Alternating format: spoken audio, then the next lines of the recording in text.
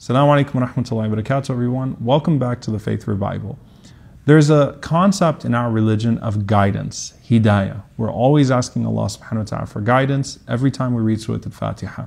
But what comes first, Iman or hidayah, faith or guidance? And if you think about it, you need to believe in the equation in order to benefit from it. Every time Allah subhanahu wa ta'ala mentions Iman and Huda, faith and guidance in the Quran, in the same ayah, He mentions them in sequence with faith coming first and then guidance. So Allah subhanahu wa ta'ala mentions, يَهْدِيهِمْ رَبُّهُمْ بِإِيمَانِهِمْ. Allah guides them by their faith.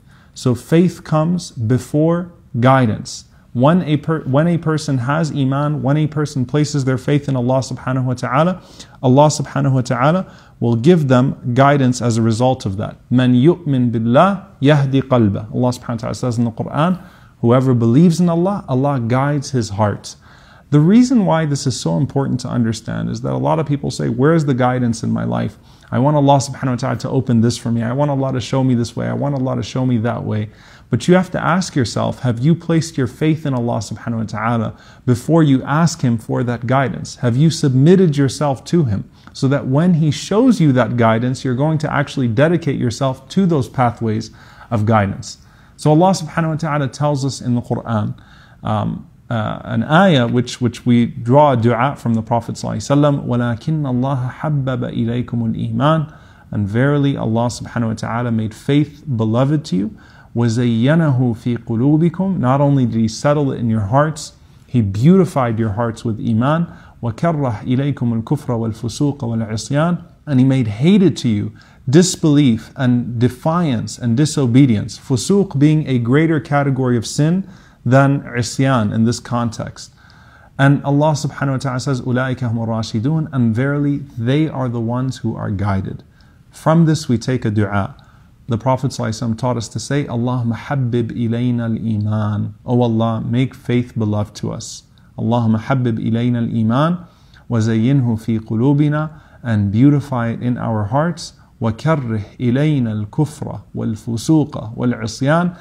And make disbelief and defiance and disobedience hated to us. وَجَعَلْنَا مِنَ الرَّاشِدِينَ. And make us amongst those who are guided. Now, rushd is a very specific type of guidance. If you realize, the Prophet ﷺ called the khulafa, the caliphs that would come after him, the immediate ones, al-khulafa al-rashidin al-mahdiyin. So they are the guided, the rightly guided caliphs. Rushd is a very specific type of guidance that we can take after Iman and Hidayah. Hidayah is to be guided intellectually, is to be guided in your path, to be guided in your ilm. Rushd is to be guided even in your amal, to be guided in your actions. So rushd is actually a more intensive form of hidayah, a more intensified form of guidance. Meaning, if a person puts their faith in Allah and submits themselves to Allah subhanahu wa ta'ala, and they ask Allah for guidance, and they seek it from Him, not just for salvation in the hereafter, but Ya Allah, allow me to do everything in this world that is beneficial to my faith, that will benefit me in my guidance, then Allah subhanahu wa ta'ala would grant them that. But are you willing, it goes back to us, is your heart willing to bear the steps that come with guidance? Is your heart actually willing to submit to Allah subhanahu wa ta'ala, or are you just testing the waters? You have to be seriously committed for Allah subhanahu wa ta'ala to open those pathways for you.